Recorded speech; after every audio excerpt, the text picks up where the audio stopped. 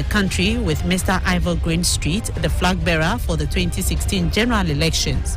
Her presence on the political landscape in Ghana was established.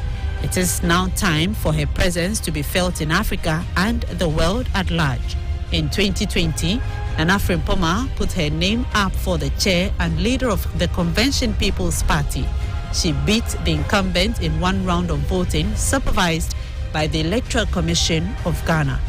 Nana Frimponmaa is the flag bearer of the Convention People's Party, CPP. She is one of the few female presidential candidates contesting the presidency in the 2024 general elections on the ticket of the Convention People's Party, CPP, the party formed by the great Osajefo Nkrumah, the first president of Ghana.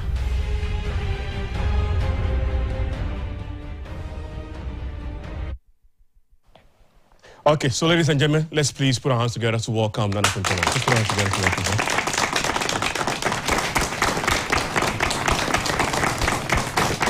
Thank you. Thank you so much.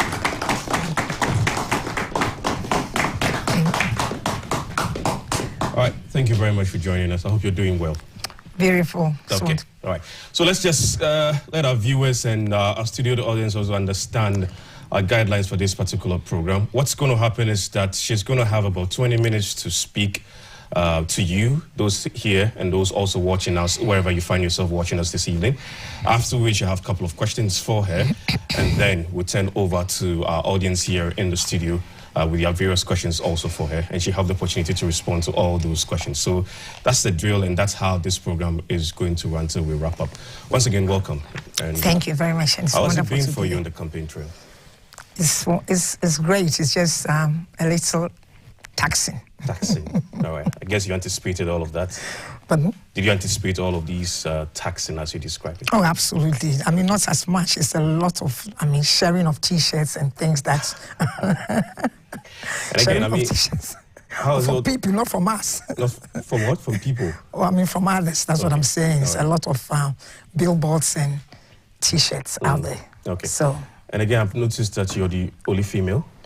Currently. I mean, we lost one of our women, so I'm currently. Your thoughts on that? The only female contestant for the presidency? First of all, the person that we lost was one of the people that actually inspired a lot of women, wherever we were, to know that no limitation. Get up and present yourself.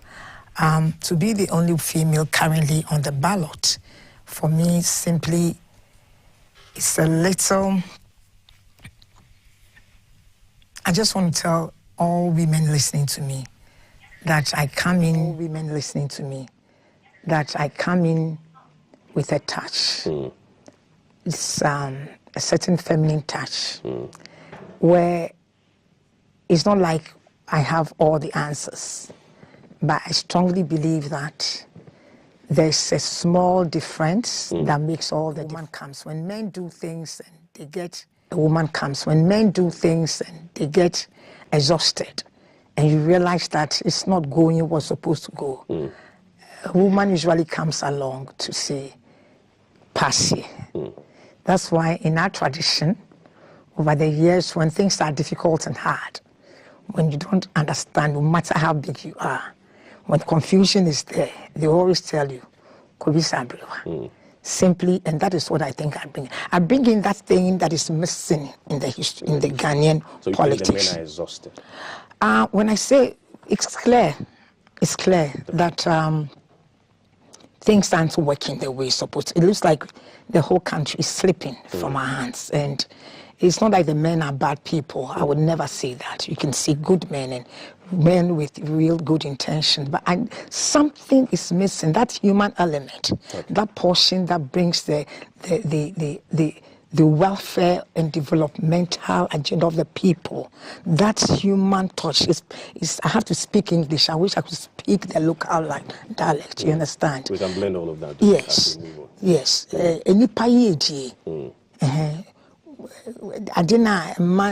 There's something. The well-being of the human being. Yes, that's what I'm saying. The welfare of people at the center of every policy. It might look like a sort of a certain maybe not exaggeration, but maybe we are not even putting, it looks so little, okay? So that's what I'm saying, that small little difference that makes all the difference. It looks, but that is all it is. Okay. And that is what is missing. The suffering of the people. I mean, when you ignore basic things, then when you ignore basic things, no matter how intellectual you are, no matter how much you want to do something, the arithmetic, the 1 + 1, is not there. And that is what I feel like we've lost touch with the people. All right. I know you have a lot of plans, Andre. So, in summary, we just have 20 minutes for you. I mean, uninterrupted. Speak to us. What plans do you have if you become the president of this beautiful country of ours? After which, then I'll come in with some questions. Let me take the opportunity again to say hi to Ghanaians everywhere, both those of us who are the Nkrumahs across the nation and in the diaspora, and all the Ghanaians who believe in this country.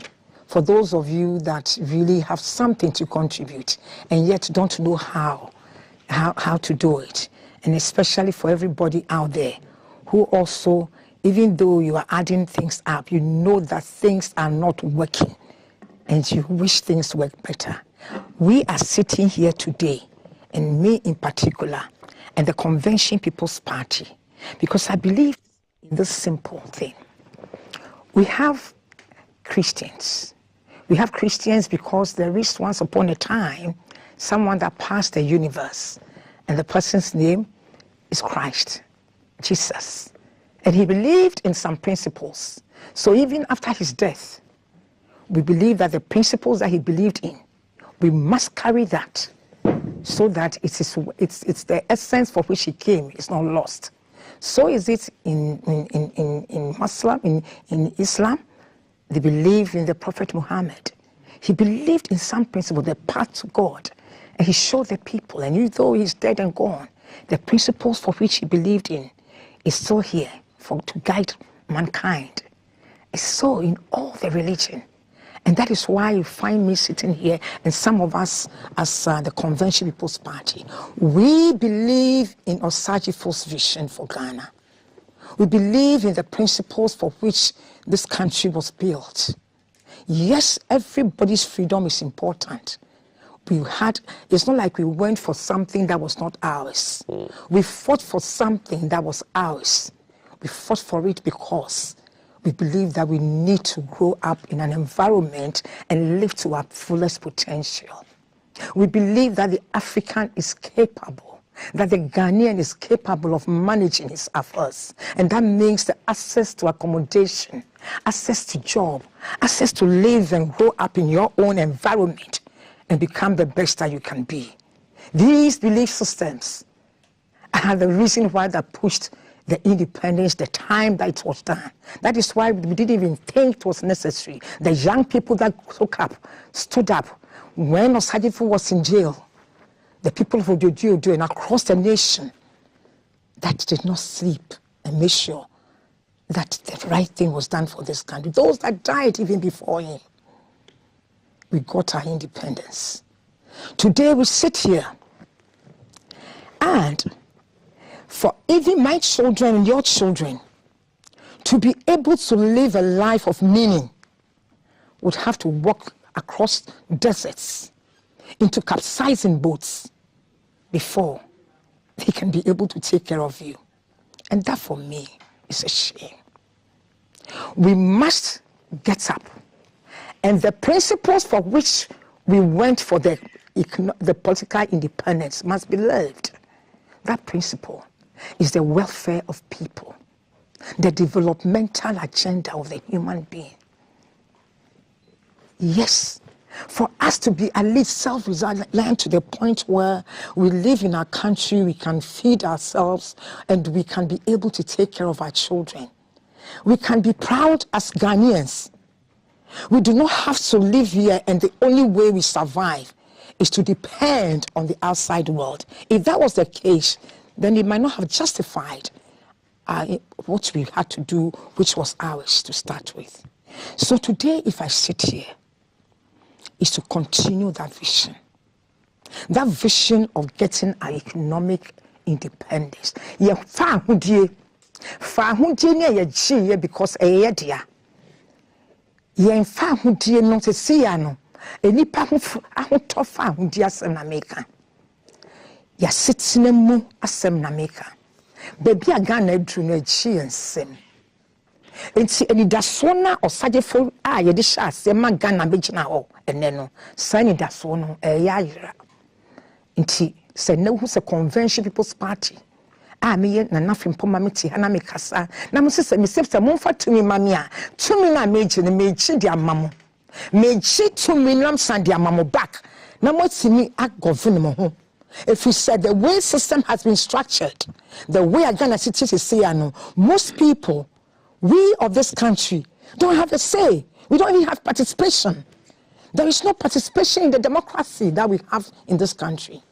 And that is why we have policies that we have put in place to make sure that everybody matters. Someone here for seven previous, someone to me nanting, someone mammy now we are bright, you are very brilliant, and answer when you might hear. Someone was a woman. It doesn't matter. We are gonna bar. You are going to be part of government. Come 7 December, we are going to bring, no matter where it is, 40,000 plus locations across the country. Maybe baby fako kwa impim edria 9 nechi. Impim side dria 9. Enyechi. Impim edria 9. Impim do debi. Impim me who number nimpoka 40,000 40,000 mami can say me fanisani fane ko yenim 40,000 locations. Obe sorry no e ho wo koda bibia ni ho obe sorry na table be si ho. There will be a table there. When you are done, there will be computers. There will be a tent. And there will be human beings sitting there. It is a buying us small by the mandate of they have been given by a constitution. So everybody in this country is entitled to decide who governs this nation. In Tisa entitlement, no. That is why that person will be there to ensure that you exercise your franchise, your mandate. And here's my point. After you have put your thumb there and have put it on number 7, something is going to happen in this country. Put it on number 7, I will say, from that day, on the 7th of December, where you'll be voting, will now become your government center. Participatory governance. Baby, I will cook to Waban. Ho, ebe dani Waban. Me obi and dada won't can't show say my minim de oka. My mino kasani your sageful spirit na me de kasano. Who ma a dinipa ye dear at the center of every policy. The spirit that looks at the development and the welfare of every individual, including those who can't walk that much and those who don't have access to travel and on our bad roads. And if you are going to bring governance and ask me to give you my power, then I am saying that once you elect me as the president of this country and my party, we are committed. You now have governance participation. You would be able to have government at your doorsteps. And that is the #1 decentralization policy that will be completely and make sure that it happens in this country. So every access, is it your passport? You woke up in the morning and you couldn't eat. You woke up in the morning, there's no job for you, but you voted for me, and then the whole government system that is there will vanish. Ayira, under my administration, that will not vanish, because that will be your government center. Everything that concerns you, now you can be part of government. Technology, digitization, is supposed to enhance the life of people. It is not a theoretical thing on paper. So we will use technology innovation to make life easy and better for you. Now, 7 December, what buying about Krasi, about Punano. Now you can go there. The welfare that has been broken, the welfare system that is not working. I walk on the streets of this country. I find young people. I find women lying there, have no place to go. You go to the police station, they can't help you. I will now walk to the government center. And the young people there, at every government center, there will be one person, at least minimum one, who has a disability issue that can deal with that issue there. There will be 5 women minimum who will deal with the women's concern. And so at that 10 people, this will be the composition minimum under my administration over the country, all across the country. And don't ask me how it's going to happen. The same way you gave me power, the same way they come there the following day, they will continue to be there. But most importantly, all this talk is about industrialization. CPP is about industrialization. We believe that industrialization has been said. Yakama, people think that it is a major thing. Yes, it's major, but it's basic. It's basic, it's elementary. It is 1 + 1 = 2. You want to add another one, it becomes 3. You don't jump. So in this world, what we are saying clearly is that you eat, you wear clothes, you sleep in a room. These are the things that CPP promised and we did. Over 400 factories within a very short time. And we are bringing that back. But this time, we are bringing it so that it is meeting the current dispensation. The Nkrumah's ideals is what we are bringing to meet the ideals of today, meet your aspirations and meet your dreams. The Ghanaian today is in the informal sector. Almost 90% of us work in the informal sector. However, most of us are traders. We can't buy food. The sad part is the farmer. The farmer the peasant farmer is also over 90% or even 95%. The mechanized farming in Ghana is non-existent. It's only a few people. The whole and cutlass farming is what feeds you and I every day, my dear brothers and sisters and gentlemen. That food you just ate, that so safina would you know, Banku appreciate it does not matter. It is some farmer, and wafa sikai, no waswa basket. When I was 5 years and I went to visit my grandfather, and I remember him putting me at his neck, yefena konkon, till today. The same hoe and cutlass. The same hoe and cutlass is what we do 21st century. Under administration, no farmer, listen to me clearly, no farmer, you have to be burdened with your produce. That is our #1 agenda. Human being, will be at the center of our policy. Akosua is the name of this policy. Under Akosua, udia umiadwa, udia meko, udia watermelon, udia pineapple, udia boldier. You plant your tomatoes, pepper, cassava. It does not matter. Contumely. Anything you plant under our administration, the same way we do with the cocoa crop, government is going to buy from you. If you farm, currently statistically, go and check every book, over 30% post-harvest losses. It's a shame. The person's job is to farm. Your job, you are a teacher.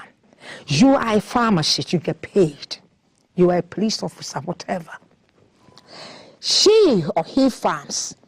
Now, he has to now think of how she brings the food, the produce from the farm to you in Accra, or even to the next village, or the next town for that matter. How? And that has been the plight of the farmer from day one till to now. And we say no more. With technology and innovation, we will improve life. That is the essence of technology and innovation. So for that matter, every farmer, once you finish planting, you are done. All you have to do is nest that plant and make sure that it's harvest time and make sure you collect. And then somebody will ensure that the produce leaves your farm to where it's supposed to go to.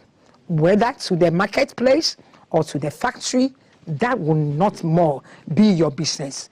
If aduane se be say a best say e wa bansem me na na Frimponmaa na me ne mokasa me say me your bad time me ni mwasem me say kuafo yi se moduane na modua no se be say e be say e wa bansem en say wo nsem biemu da se na kokoo no en say wo nsem no en say wo nsem biemu da. So having said that, it means this. It means that when you now walk to the government at your doorsteps. Baby, now what's so wabano? A one number 9 can't almost say, may dream bunch 1 acre, may dream tomatoes 3 acres a year, may dream yadua 1 acre, and I say half an acre. What you want to know? What you want to know? Twasuna in the area, we assure you. So man say no more government at your doorstep. Baby, I got to abano. I don't know what buying. We can't show mono. They will come to the platform using technology or maybe with Zoom, and they will upload BBR onto that platform so that I sitting at the Jubilee House or the Flagstaff House for that matter, and all the ministers and all the agriculture, all of them will know that currently there are 30,000 hectares of tomatoes that's going to be ready in the next 30 days or 3 months. That information is all that we will need. You don't have to worry again. Why you would worry? I've said that. So what's next? So now we get the produce. You think it's going to rot? Absolutely not. So the next major industrialization, which is equity.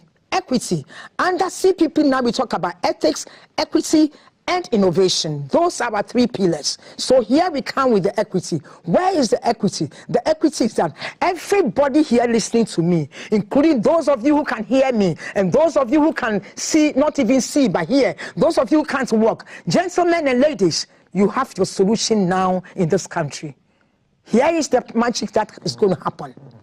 Every Ghanaian will have access to 20,000 Ghana cedis sitting on your head.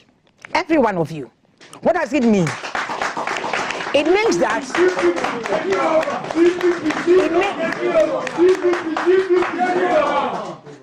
it means that we are bringing back ownership to you. Instead of me saying that because we have the produce that's going to be 10 district, 10 factory, 1 district, you're not going to say that. You, the boy in Pando, you, the lady in Boku, who understands and knows that, has gone to the agric school, you have gone to, you are a biochemist, you are a businesswoman like me, and you understand that you want to set up factories. Yes, government is going to set up the factories, but the factories will now belong to you. We know the corruption in this country. We know exactly the disconnect between Ghana and the property of the people. Nobody is going to take ownership, but we want you to have ownership. So what is going to happen? The factory that is going to produce the flour, the cassava flour, is now going to cost 220 million Ghana. So these young people, very brilliant young people, they put the system together and they now think that it's going to cost 20 million. And that today, they have to go to a bank. Now explain to the bank, tell the bank. Then the bank will ask them for their grandfather, their grandmother, their auntie, and the whole entire village. It's not even worth 20 million. So, but this is the situation in the CPP. We have a policy called Ghanaba Share. Ghanaba Share means every Ghanaian. Ghanaian shares. So Ghanaba Share simply means that 20,000 now, that 20 million Ghana for so Bia is entitled. It's not in your pocket yet, but so it means you are entitled to it. So that 20 million that is needed to set up that huge industry there, all they will need to do is find 1,000 Ghanaians 1,000 people in Kpando, 1,000 people sitting even in Dubai from Kpando. It doesn't matter. It can be me sitting here. Your grandmother who is 105, your auntie who is 50 years old, your brother who can see, your sister who was born deaf. It doesn't matter. Every Ghanaian, Ghanaian, not a CPP person, every Ghanaian is entitled to that money. So 1,000 people would then put their shares or their interest in that cassava flour. So the equipment and everything comes in. That company will be owned by those 1,000 people. That is the policy and everything. That is where, when you see any company here, any big company, I don't want to mention their names, whether the person is producing the cocoa, Milo, milk, or whatever, it is based on shares. People's little money has happened. Governments of our time, we are going to bring back the industry, but not to individuals. Government is partnering with you. It is our intervention. But instead of saying that this time, government is fully owning the thing, yes, you are the government. You are the people.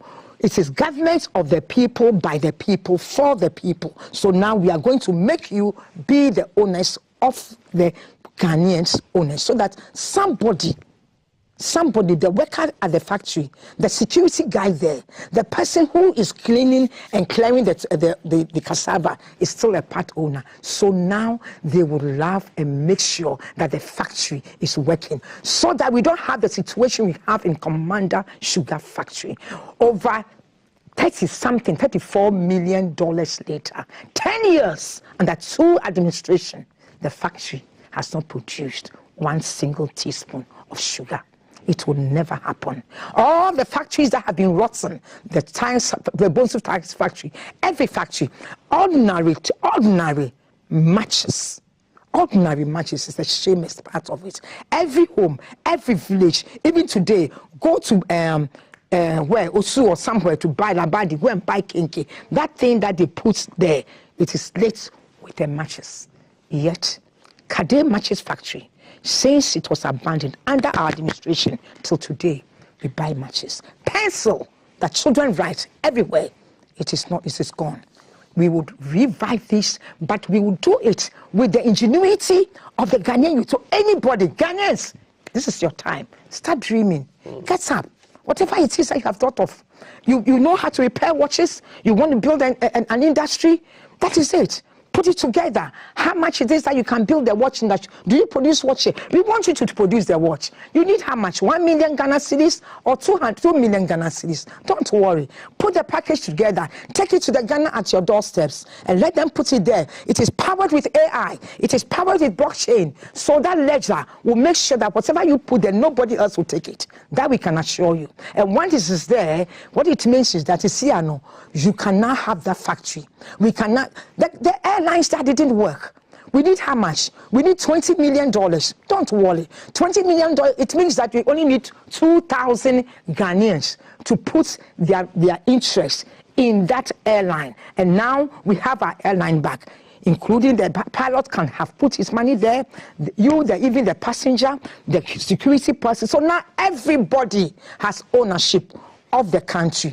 Everything will be owned by us. It doesn't mean that it is one of those communist things where we all have the same equal. No. What it means is that we are now making sure that industrialization is not coming to the doorsteps and taking the informal sector. The informal sector, the woman who is carrying goods on her head, my dear sister, under my administration, that will be a thing of the past. We will fade that. We will fade the whole and cutlass by the Ghanaba Shares. It means that the people in my village, that gentleman that just finished the university here, now can put a system together, a company together. He needs to get 5 million Ghana cedis to bring in the tractors, to bring in irrigation, to bring in combined harvesters, to bring something that would plant. It's not a problem anymore. All he needs now is 200 people. He needs 250 people to get the 5 million Ghana. Find 250 farmers. Find 250 people across the country. Let them put their interest in that business. You now have a business. So very soon, no farmer will be full and cutlassing anymore. Okay. And that is the promise I give you. No farmer. No farmer.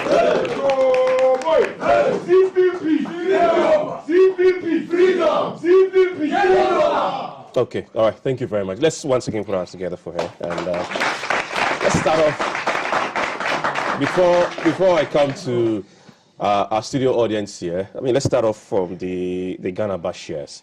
So it means that if you are a Ghanaian with an idea, you get the citizens to invest in that idea. Absolutely. That's what it means. Absolutely. The citizens who don't have enough money, how are they actually going to invest in that idea? What it means is that, that's what I said I started by saying the Ghanaba shares is equity. Let me just say something here. And please, nobody should get me wrong.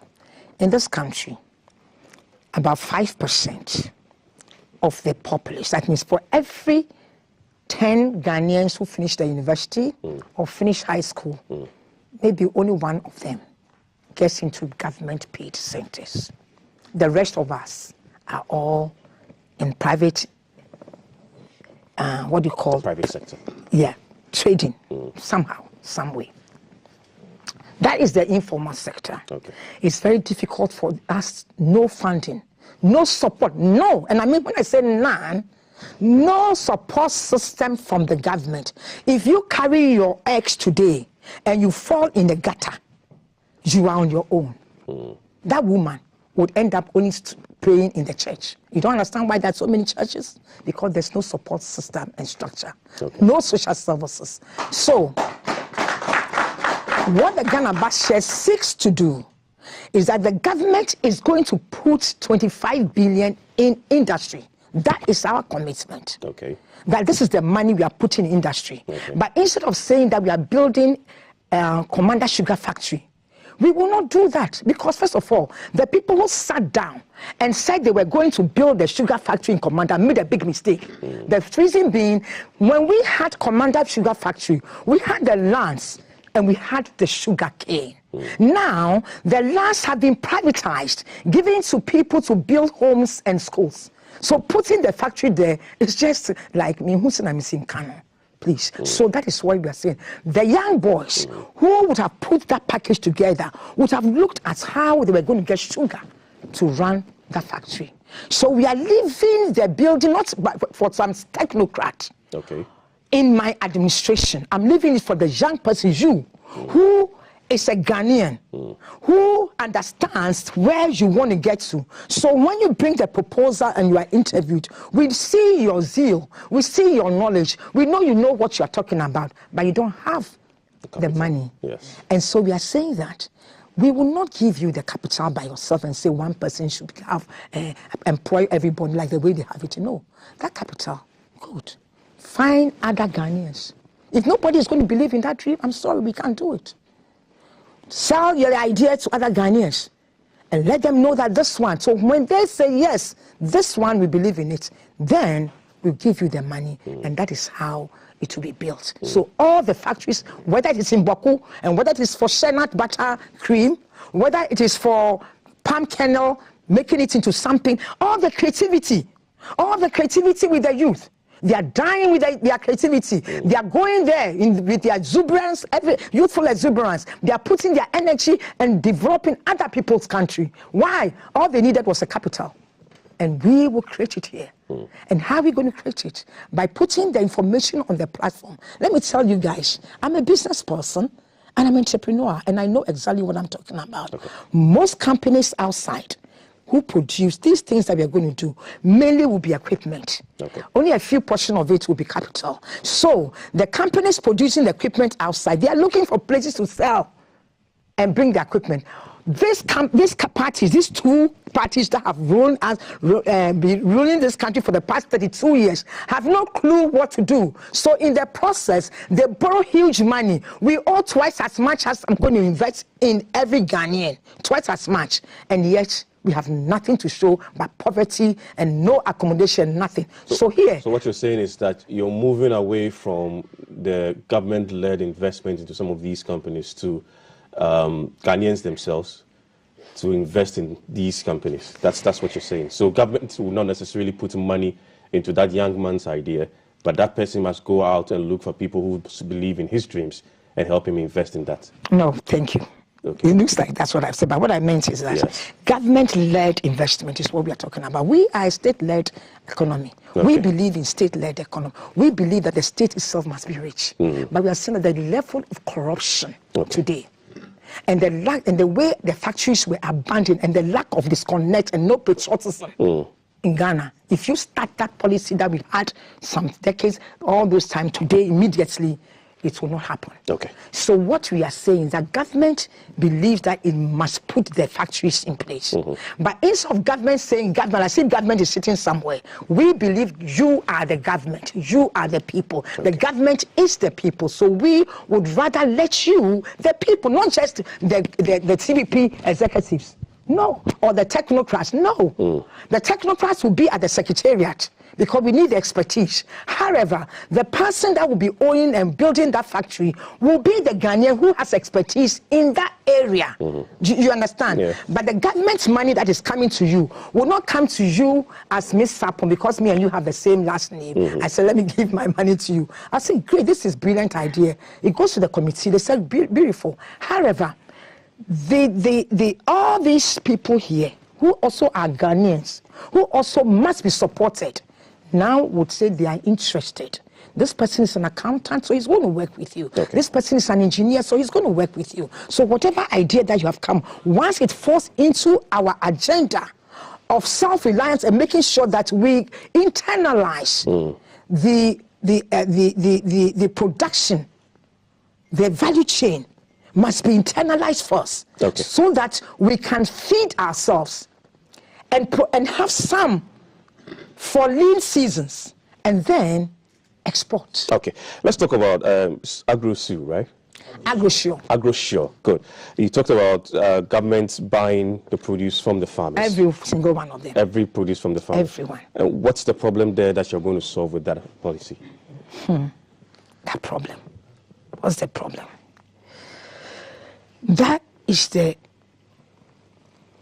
pivot. That is the everything of making Ghana work again. Because over 50 to 60% of Ghanaians are farmers. All the people you call Kayayi here, all the people you want to build accommodation for, that is not possible. All the people on the streets every day that you sit in your car, that come to you, most of them are coming from some community, village or town outside Accra. They are sleeping in wooden structures, nothing. You know why? Because the farmer, their parents, what they saw their parents going through, and realizing the poverty of which constantly they have come, they realized that I dream not show say so or the here they and yes, so on peculiar no, but here because who said mammy, the papa, no fa obia ehiano. They need to frame when you draw. So Agro-Sure is about your food that you eat. Every time I buy chicken and I'm chewing the chicken, I'm telling you today, my heart, I don't even know what I'm chewing. The chicken is not even tasting like chicken anymore, like before. I am not even sure that the Ghanaian institutions, the regulatory bodies and the bodies that are supposed to even ensure that this chicken has gone through and that it has really satisfied whatever, even have what it takes to do it. They might have the knowledge, but in terms of getting the equipment and everything to ensure that this chicken has this level of this, and I'm not even sure. The tomato paste, some of the tomato paste, when you put it on your meat, by the time you finish, it's so colored. You don't understand why the meat now cooks pinkish. When the tomato is long like that. So a lot of things are wrong today. Our children, people are dying. We know clearly something is not right. I believe that everything that the Ghanaian is going to consume must be produced here. Must be produced here. So, Agro-Sure is telling the farmer that we understand you. We are going to take you out of this poverty. It is not your fault that your produce, that you are not lazy. Now, your children can't even go to school. No. So the Agro-Sure is saying that your farming job must be respected. as a farmer, you are an expert in farming. So we will pay you for your farm. And we'll pay you for the produce. It is government's responsibility to know, because you have no way of knowing that the next door neighbor is planting 5 acres of tomatoes, and that the one on the left is planting 30 acres of tomatoes. So because it's tomato season and you planted 5 acres too, you are stuck with your tomatoes. It won't happen. So we will use technology, because technology is that simple to now determine who has planted what, and we buy from you and let you, this young person that is so brilliant and smart, be the one producing the tomato paste in Ghana and making it in juice and then exporting it as we buy. So Akosua says that every farmer, once you plant, you are done. The only thing you do is nurse it. Make sure, because that is your expertise. The farmer can tell you how many baskets of tomatoes he is going to get from whatever he has planted. So that is where we leave it. So that is Akosua. Every farmer, not just cocoa. Every farmer. Every farmer and every produce. People are asking, and so what happens to, where is the warehouse? Let me tell you something. Come to Doma. Doma is the #1 place where we produce eggs and chicken. I can tell you, you won't even find any warehouse in Doma with eggs. You know why? Tell us. By the time the lady, the gentleman, the chick or the egg is ready, somebody already paid for the chick, the old chicks. Somebody helped with giving money to buy the feed, the chicken feed, all those things. So somebody is ready there taking the eggs. And that egg is on its way. By the time it's collected today, it's coming to Accra. It's not even enough. So what I'm saying is that what we are saying here doesn't mean that we must build warehouses before we help farmers. No, we put in the technology with the policy, and you ensure that it leads from there to the market and leads from there to the production place. That is what we are doing. When you talk to farmers, I mean, recently the peasant farmers issued a statement on Farmers' Day. Some of the challenges that they have is got to do with the lack of farm inputs that they don't actually have. You earlier talked about post-harvest losses, and when you're talking about post-harvest losses, one big challenge in post-harvest loss has got to do with road, because if the roads are not good, there's no way you can get the produce from the farm to the market, and which creates a lot of problem. Why don't you solve that problem that farmers are actually going through? Farm inputs that they do not have. Some are having challenges when it comes to mechanization of agriculture, challenges with post-harvest losses. Why don't you fix that problem and allow the farmers to sell whatever they want to sell to Ghanaians, rather than you buying it without fixing the problem? I agree with you. I think it looks, see, that is why we are where we are, because some of the things look so straightforward on paper. Solve the land problem first, bring them equipment, but it doesn't happen that way. We have put so much money. You see the money we over 800 billion is major infrastructural program, and that is the pain and the problem of Africa. Most of this part of the world where we owe and we always go to IMF is because two major things. We borrow money for infrastructural programs. And because the money is going to roads and highways and bridges and things, which are essential, don't get me wrong, these things must be done. Yes. In the process, what we have ended up doing is that we have impoverished our people, because the money you borrowed, the person who brought the money is now building the infrastructure. So a chunk part of it is not coming to your engineers and anybody. A chunk part of the money is going back to the very people, and they are bringing all the equipment and everything, including the crane and even the slabs and everything are coming in from the technology. So at the end of the day, the road has not been done. So we are saying this. In life, I have to be pregnant for 9 months before I deliver a child. And that is where the feminine part comes in. In life, you go through a process, and then you get there. When you borrow technology and you borrow to see, you want to see beauty, which is not earned, which is not yours, you end up with the Ghana we have today. Frustration and a few people making so much money. So this is what is going to happen. The road will be done. But currently, we must feed. We are going to still eat tomorrow morning. But the road is also basic. But I said you are still going to eat, eating with the bad road. But what I'm saying, that woman and that woman, and I say, because women it's my policy mostly. That woman there, she still is going to go to the farm and she still is going to plant tomatoes so that you get tomatoes and pepper. So in the interim, because we understand the economics, we understand microeconomics, we understand why the issue is a problem, we are going to solve it from the sub-micro level. And the sub-micro level is that peasant farmer, let's solve a problem first. When we solve a problem, then we have formalized with the Akosua, with the Ghanaba Shares, we will formalize the economy to the point where the informal said, that woman, now they need produce, they need the fertilizer, they need the pesticides and all that. When I give her, I've done some, if I get so 200, I couldn't get my money back. But this time, because of the Akosua system, because government is buying everything, anybody, they have $20,000 Ghana on their head.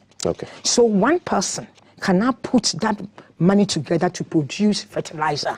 We have this gentleman of the, what's his name? Sofo Kantanka. That's a brilliant brain that God has given Ghana.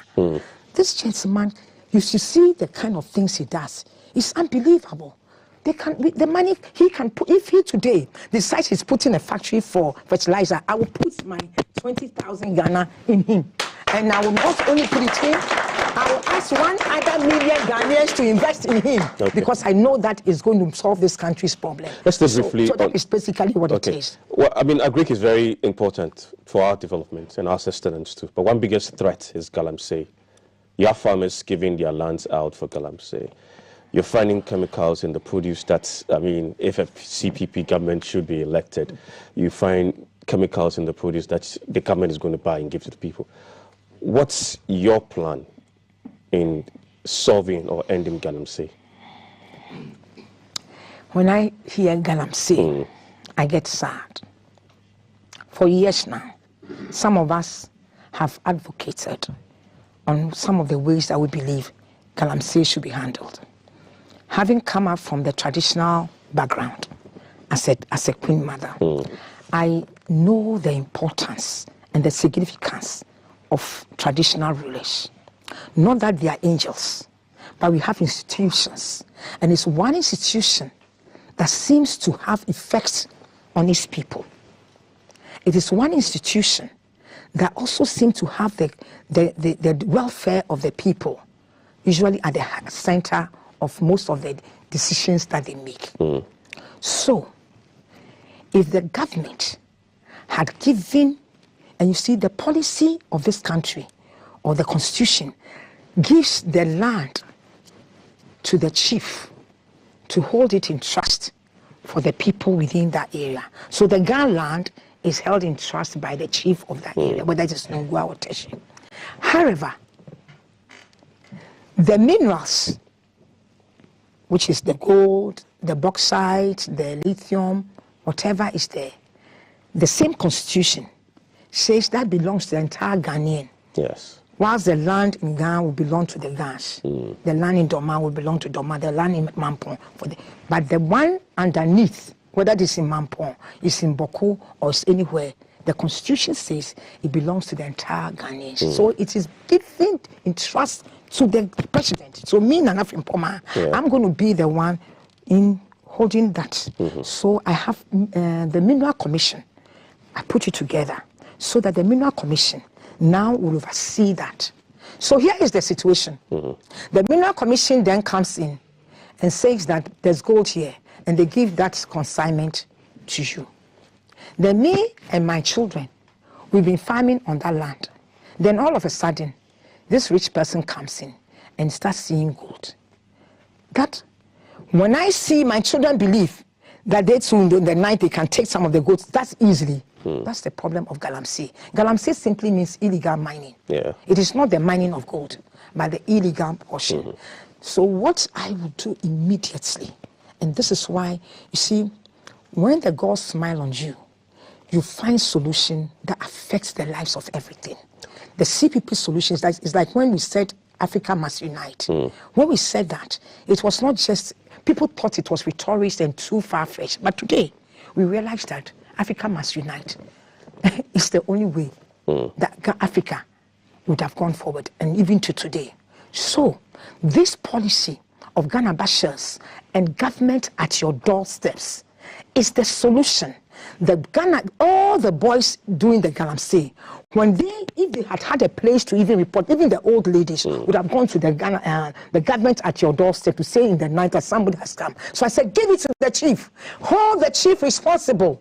Let him be the one that you hold responsible if the water or water bodies are polluted. If you did that, I can assure you, because if the Osagifo calls any of the chiefs to the traditional council and say that who say galamsey be a Akosua Frimponmaa because I tell you, that will be the end of galamsey. Okay. So what we will do is use the government at your doorsteps. Galamsey will be halted in the minute we enter. And I'm saying this because the young people listening to me, we will stop galamsey, but we will not give it to the richer people. It will come to you. You would own the gold. You would mine the gold if it's necessary.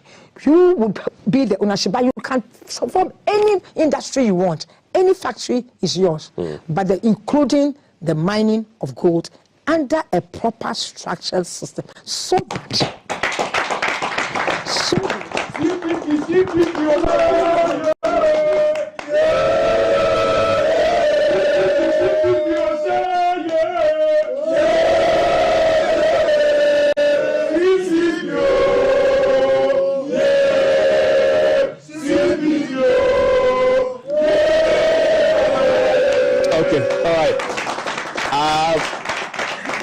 I'm going to hand over quickly to Doreen that will pick questions from our studio audience here. But just my final question, and a very short one. You talked a lot about Kwame Nkrumah and his plans and his ideas for this beautiful country of ours. A lot of people actually applaud Kwame Nkrumah for what he has done for Ghana.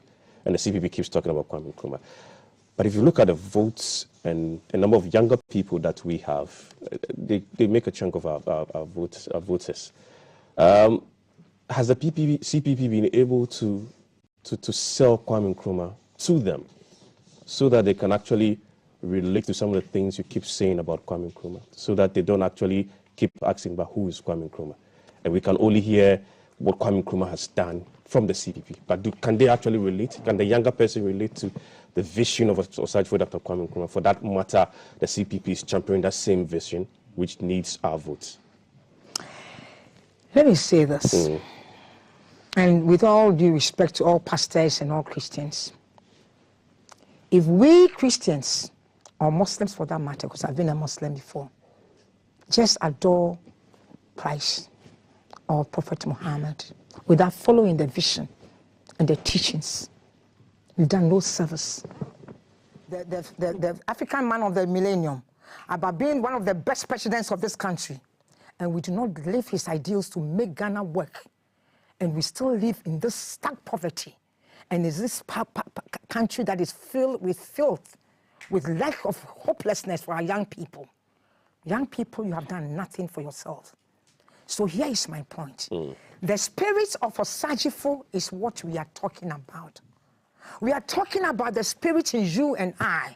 The spirit of Osagifo is a spirit of selfless dedication. It's a spirit that cares about people. We are asking that you be the Osagifo today. Come join force with us. Come join CPP. And let's go take over power from the people who these visionless people that have no clue of how to get Ghana back on its feet. 32 years, we have to still import matches. 32 years, tomorrow when you spark a matches, know that you've made a mistake. You've wasted your votes for 32 years. Go ahead and change it now. Vote for yourself. So what am I saying? I'm saying that we are talking about a spirit of making Ghana work again for you. Ownership. Today, let me tell you the sad part. I am a business person. Yes. Today, my cousins and younger people that were going to China to buy goods and things, now it's becoming meaningless. You know why? Not because they are working in factories, because it is China malls here are cheaper and selling cheaper than they buy from China. It is cheaper to buy something from China more than you go to Togo. We have given them no jobs. Yet we have opened our doors with neoliberal policies, free trade, without any structures and anything in place to protect the Ghanaian. So they are taking and even buying our lands. How can we do this? So if you ask me, Osagyefo,'s policies are what we are talking about. Okay. So Osagyefo,'s policies is why I'm here today, bringing you a solution that is at your doorsteps, a solution for the agro shop, for the farmer, a solution that puts you at the center of ownership so that your dreams and aspirations, no matter what you have, is it to make a film so that the film can sell here and in Ghana, you need how much? Don't worry. Put the package together. Take it there. Is it a school? Is it a training program? What is the dream that you've had? Let me tell you something. Nobody should deceive you. Government can never dream for you. Okay. We want you to see your dreams. Right. But government is going to give you the money to do it. Thank you very much. We'll hand over now to Doreen. We'll pick some questions, and then there's a notebook and a pen just by you, so you can note the questions down. And all right. For those who want to ask questions, we'll have your answer, and then Doreen will move over to you with the microphone. All right, Doreen, over to you. Well, let's give another round of applause to Frimponmaa Sarpong Kumankumah, CPP presidential candidate for the 2024 presidential elections. Now, we've heard from her. It seems the CPP is big on youth empowerment, revitalizing the economy, and also agri. Now, we'll be taking some questions from you, our studio audience. We'll open up the conversation to you. You get the opportunity to ask all the questions that you want. You first start by telling us your name, where you're coming from, and then your question. So please, if you have any questions, please put your hands up, and then you can ask your questions. We'll bring the microphone to you.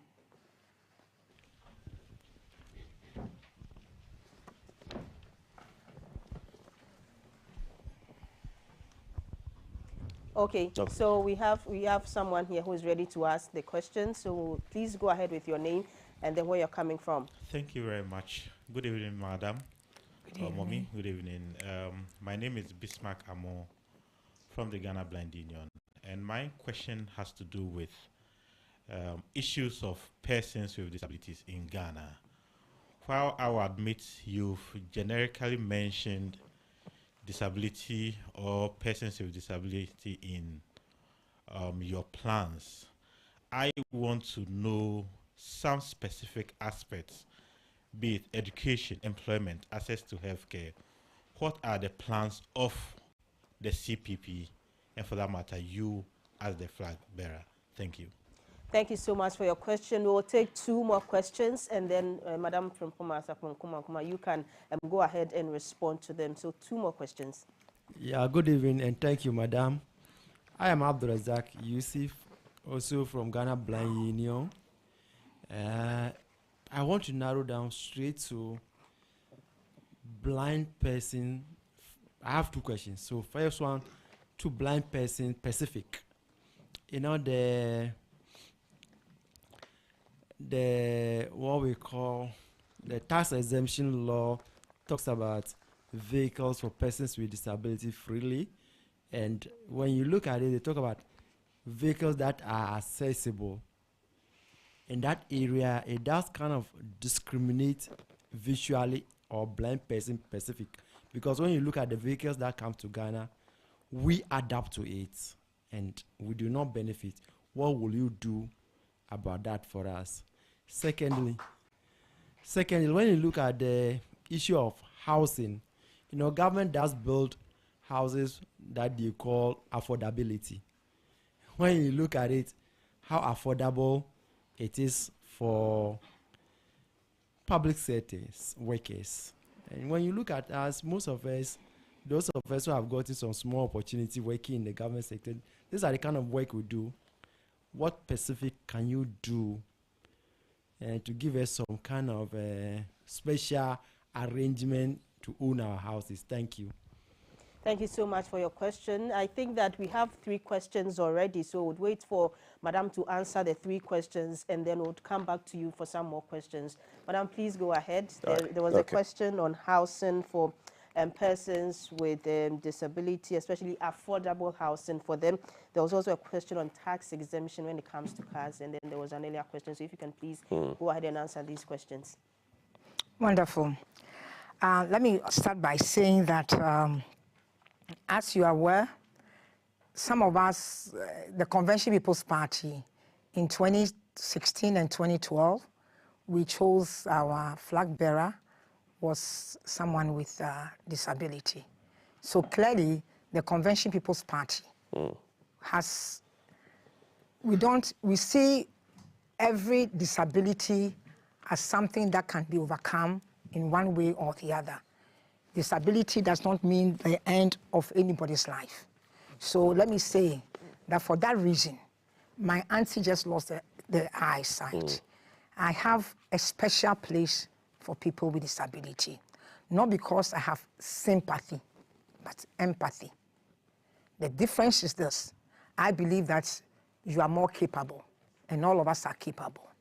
In our policy, currently looking at the Disability Act, it is already in place, just that there's no enforcement. If they were supposed to enforce, because it says you must have access to free to education, equal education, employment, but it is so vague. There's nothing to enforce that if I interviewed you, I must hire you. Now, if you give me tax incentive because if I hired you, I get tax incentive, it still is not an enforcement. It still is like at the discretional base. I believe that we should go beyond discretional. I'm sorry to say this, but everybody with some level of disability must get some level of benefit from government directly. Directly. Financial? Financial. Okay. In addition to everything else.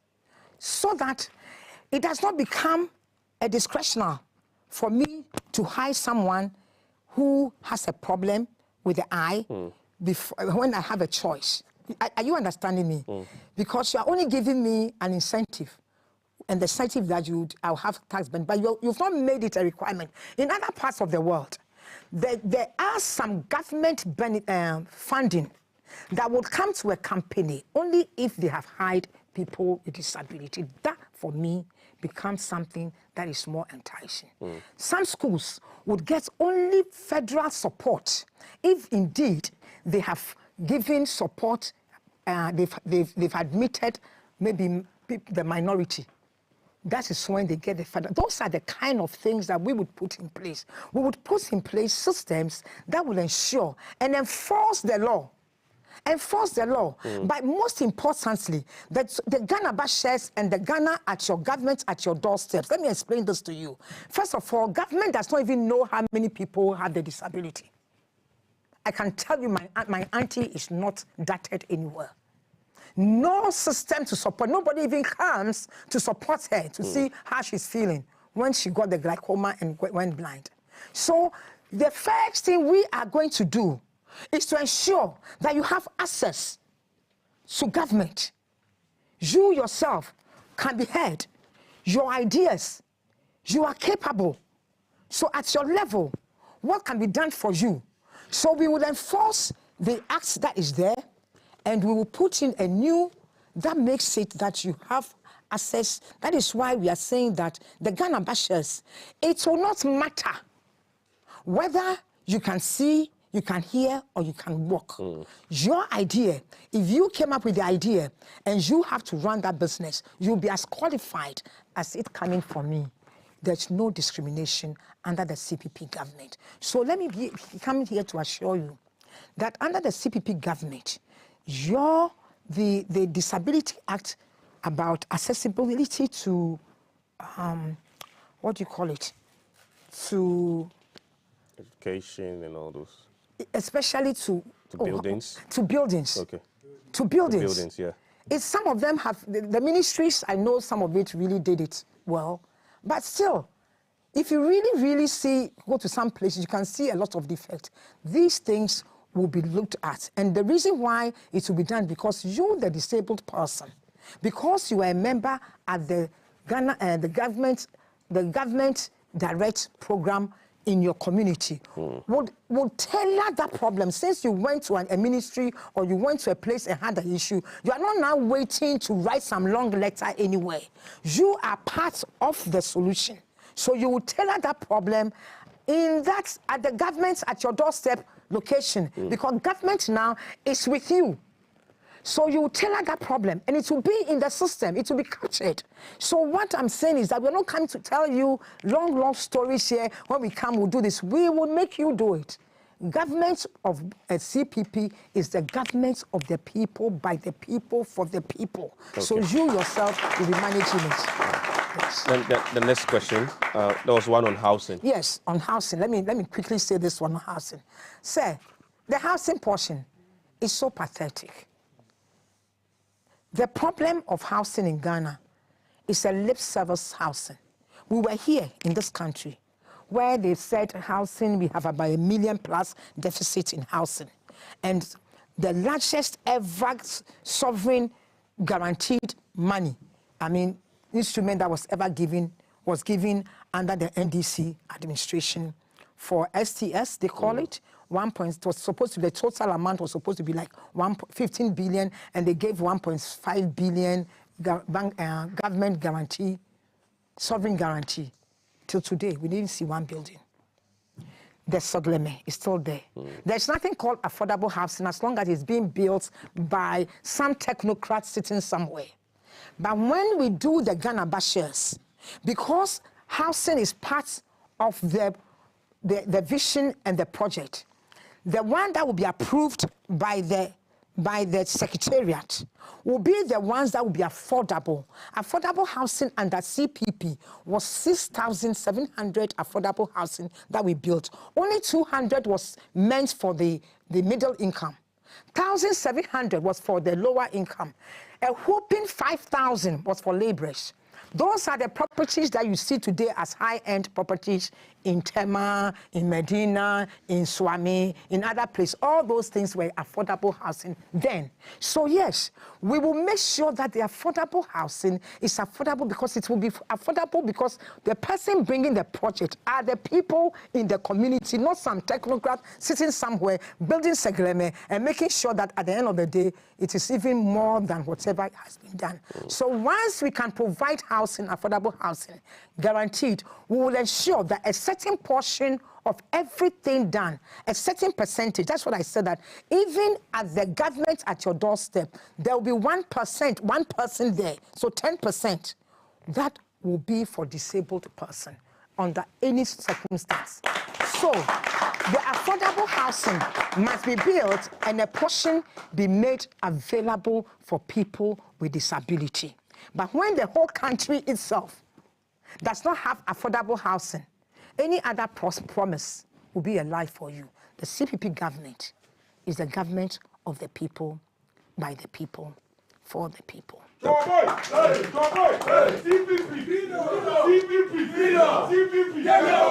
Okay, Doreen. Well, I don't know if she's already answered the question on the tax. I think there's one that's the tax exemption. The tax exemption is supposed to encourage the companies. Is that the one you're talking? Or tax exemption to people with disability? Pardon? For vehicles. Vehicles, tax exemption for vehicles. Disability-friendly vehicles. Yes. Yeah. You mean, would we improve that?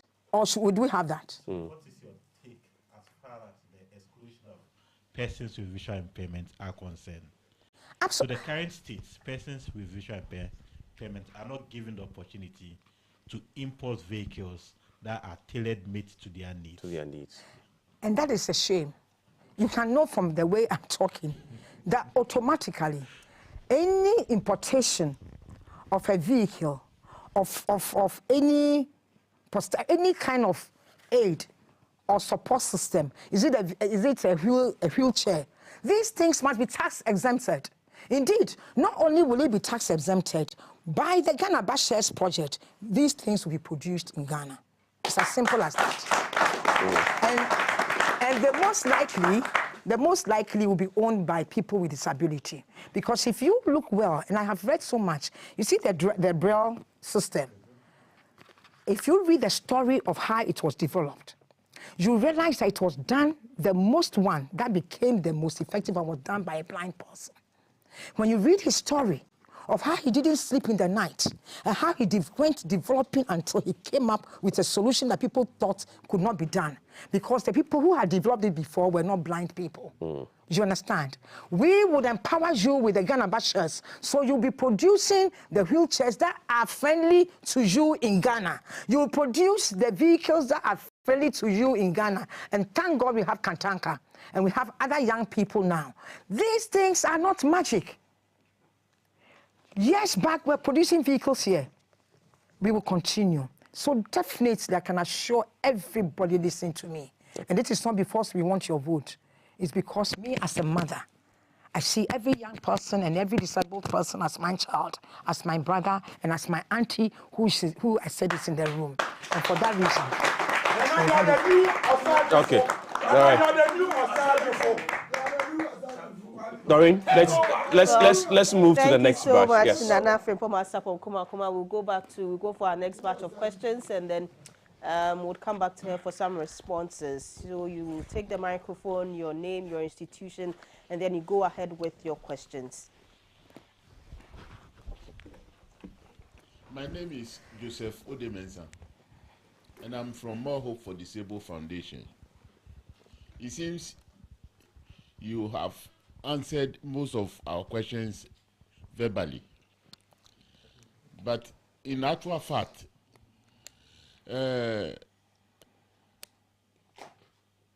it has done as we hear. But how do it appear in the grounds where we have been taxed? You started saying we need the self-reliance. That is the main basic of what Ghanaians can. We are also trying. That is our motto. That is why when I started, I say you have answered our questions. But our production, I cannot carry my goods at my house to go and sell. And there are institutions in Ghana. I'm a shoemaker by profession. We know school children wear sandals. Nothing has been said for us to be able to produce, and then we will be in business. But all the time, we have been a burden rather on society. People are sitting at the street side begging. Meanwhile, they have brain in their head that they can also do something meaningful to support Ghanaian society. What do you think can be done reality at the ground, not only by saying? Because we had this thing so many times. Thank you. Thank you so much for your question. We have another one here who wants to ask a question. Okay, please. I think there's someone next to the gentleman who wants to ask the question. So maybe you can take that question from him, and then we'll come to this side and then take some more questions over here. Well, my name is Kopis Pipia. I want to ask you for quality education for person with disability.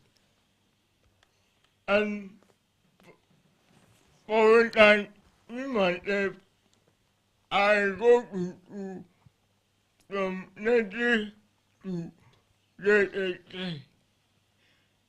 Whenever they are ready, the headmistress was telling me that because of my handwriting, he can't register me for BE. Then I think, why? Then, I repeat for the next year so that I'll prepare for myself. He said, if I repeat more than 20 years, he can't register me. So I have decided that I don't want to continue again. Then I packed my book to go home to do electricity business.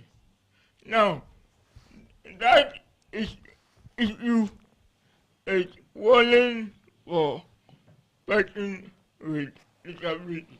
So I want to ask you, what protecting for education for person with disability? That's my question. Thank you so much for the question. Thank you so much for the question. Please, we have someone here with another question. Let's take our third question and then we can go back to her to answer the questions so far.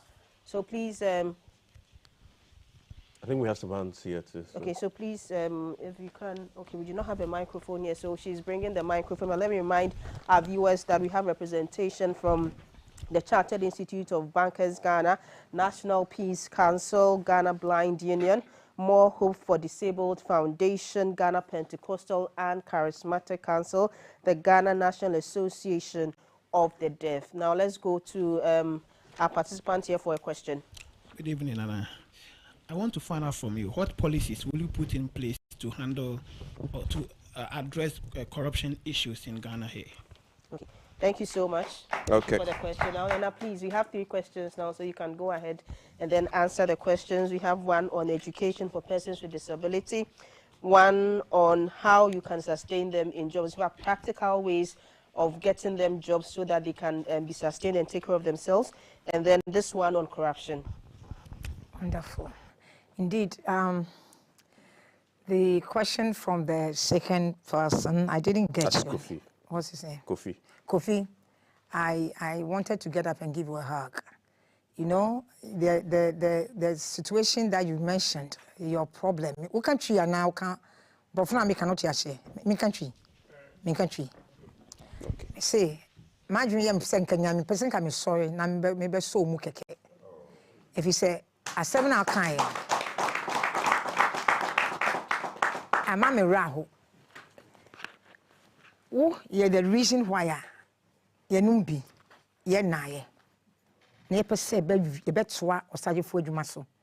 If you say, what do I want dinner be biara? Opa say, Utimiko school. Problem I want, a problem can say, but any problem, ain't mean fanku school. Under CPP policy, no. Yeah, we are very conscious of rehabilitation programs and education for people living with disability.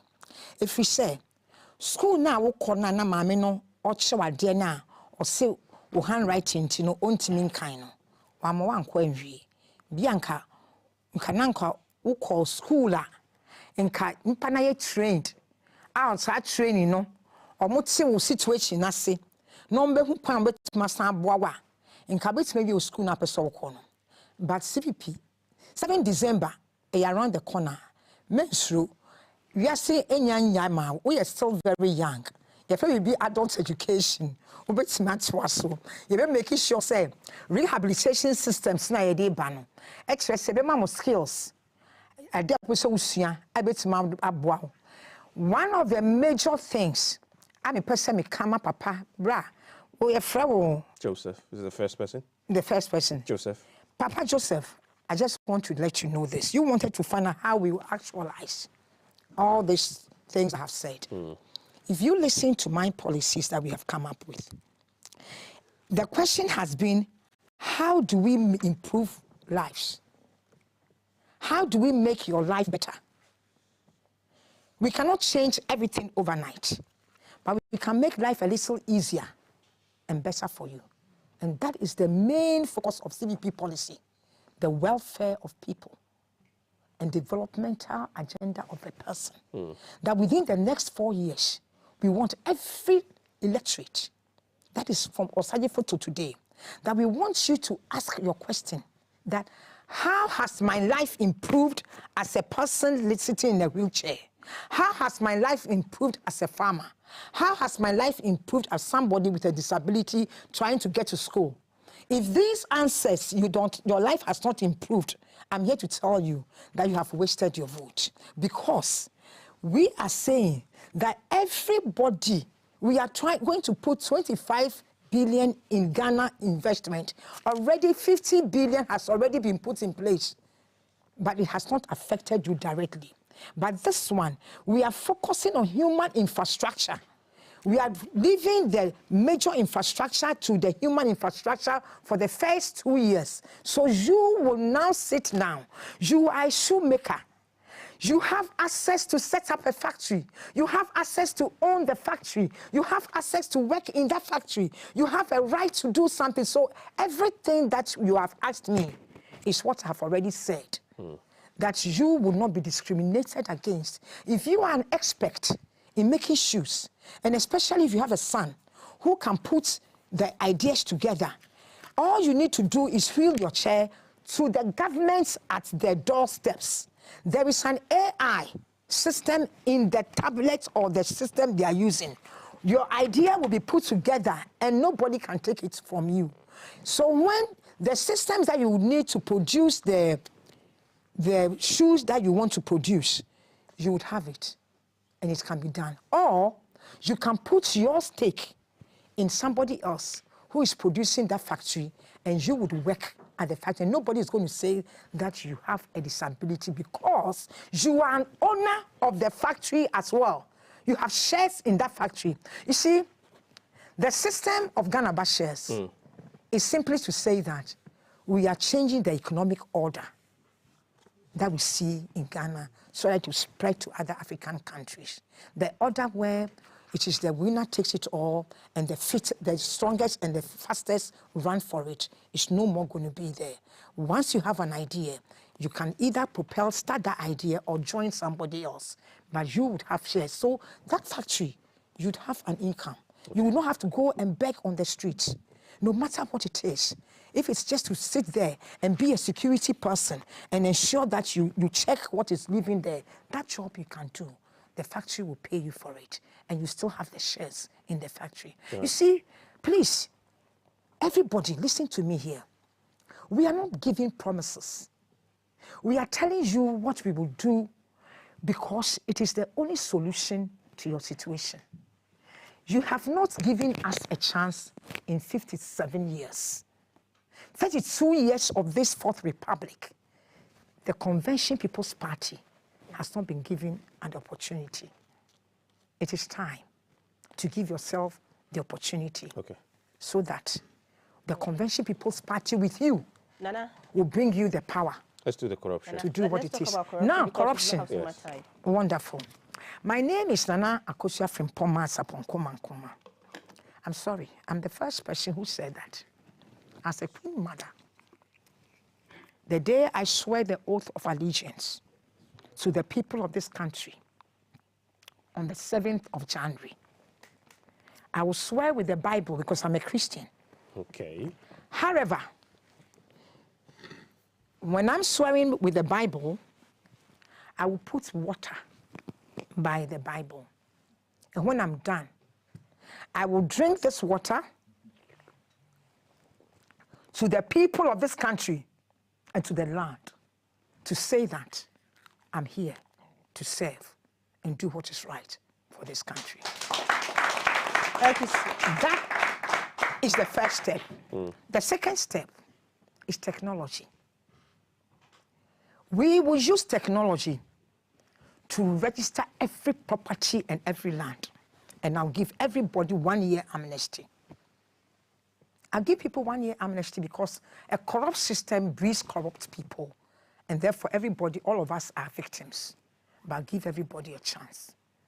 A property that is here in Ghana, every property will go to a national registry.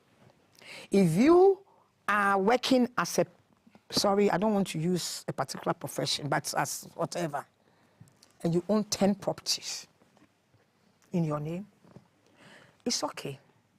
Show us your taxes. Something that showed what you have done to earn that property. Otherwise, quietly give it back to the people with disability to get accommodation. Number 3, I will tell you that my company put up a package called the phone receipt. It is to fight and block the leakages in the revenue collection system. And it was approved by the Mahama's government after 2 years of thorough scrutiny. Okay. I believe that technology must be used. We will use the system of blockchain and AI. We will make it so that it is almost impossible. We will let you bring products to the country without taxes. But by the time we are done, you would pay your taxes. You can take it through anywhere. We will make technology make it possible. Why can't we do what is right for this country? Okay. And we will not spare you. We will not spare people who have no love for this country, who think they are only here to steal and acquire wealth regardless. You talk about corruption. You talk about corruption, yet the very people who are talking about corruption in a year own properties, own everything, and we glorify people who are stealing our money. Okay. And we talk about corruption. We will not glorify corruption. Right. They will be punished, they will be brought to shame, and it will be there. And make sure. Thank you very much.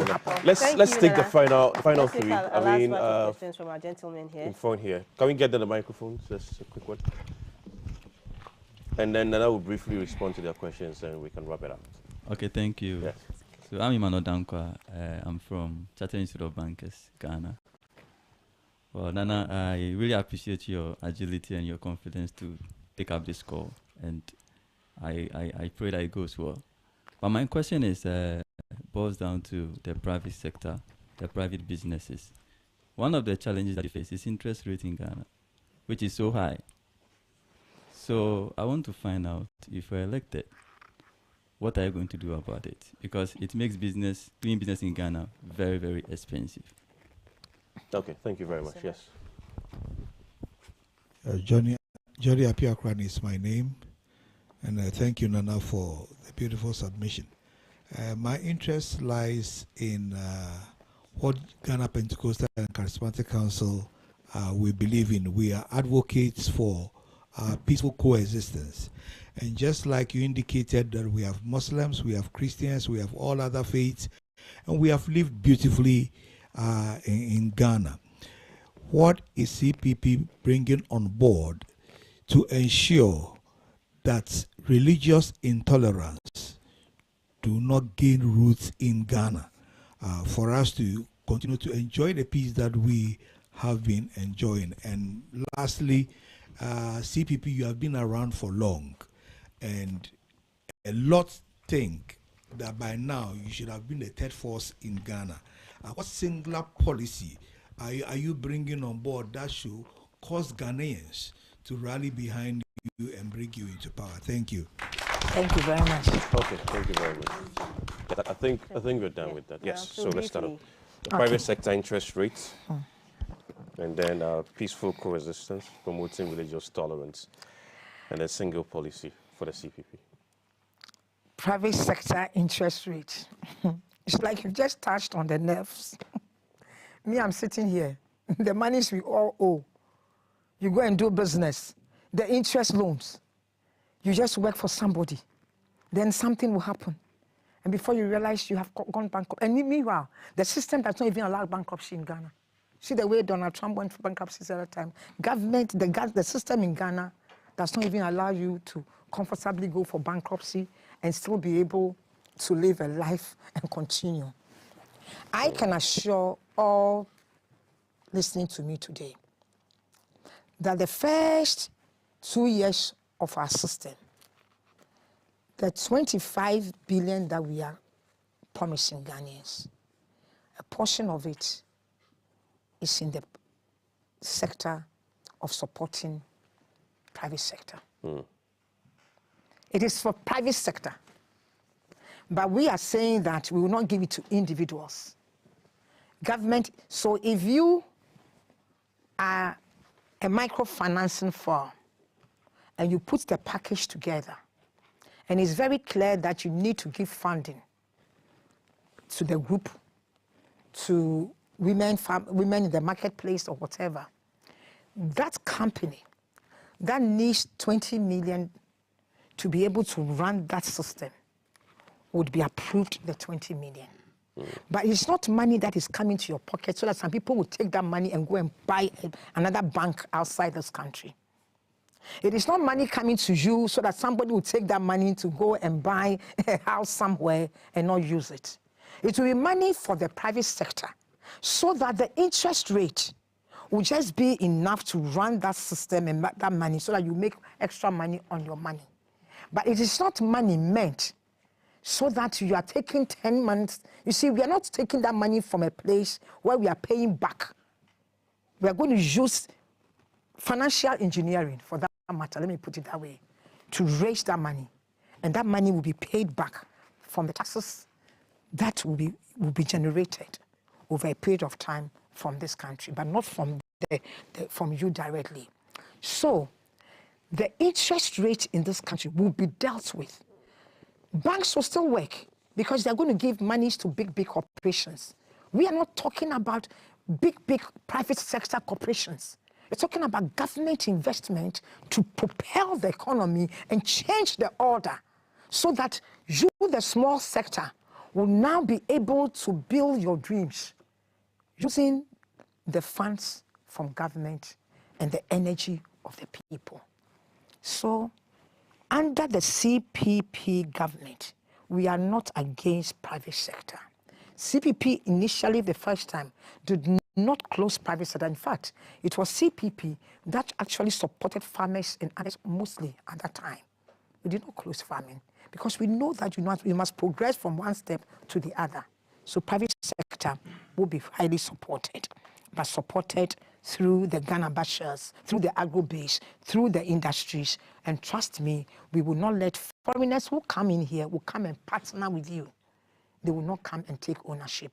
We will make conscious policies to ensure that Ghanaians own Ghana. Number two. The other question is on peaceful coexistence, promoting religious tolerance.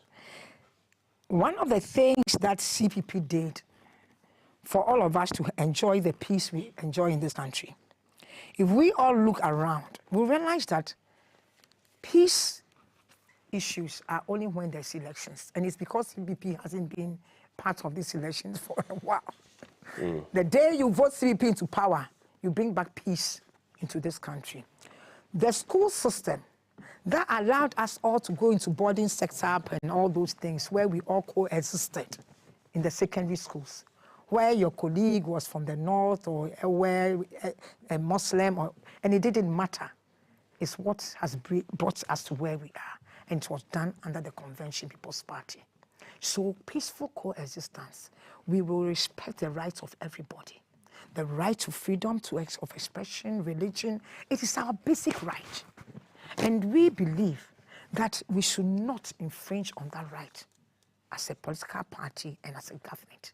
So peaceful coexistence is tolerance of each other.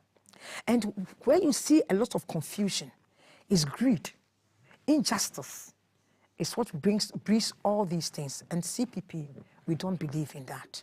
We have demonstrated that already. You see, when you listen to us, it might look like it's a theory I'm sitting here talking about, say. But we are talking about something that we have done in the past and we intend to do based on being a Christian and say this is what Christ taught me, and being a Muslim, this is what the Quran says. We are saying that as the Convention People's Party, the policy that we have, our 7-year development plan, what Osadifo represented, that is what I am sitting here talking about. Human beings development at the center of every policy that we make. Okay. So CPP is, by the nature of who we are, how it was set up, and what we have become, we have no choice but to become peaceful and tolerant to everyone.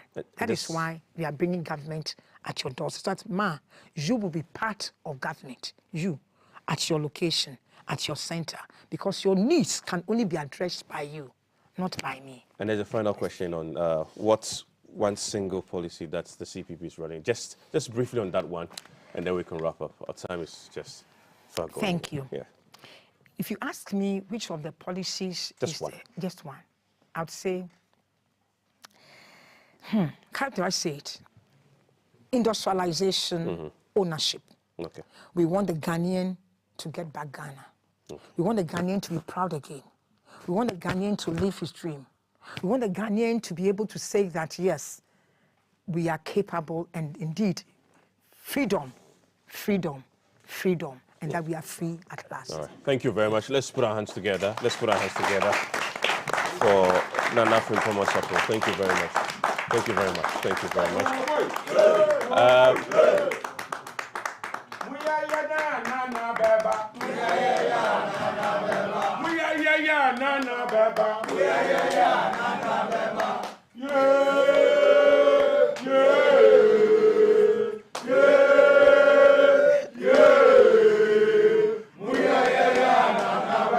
All right. Thank you very much. Thank you very much. Thank you.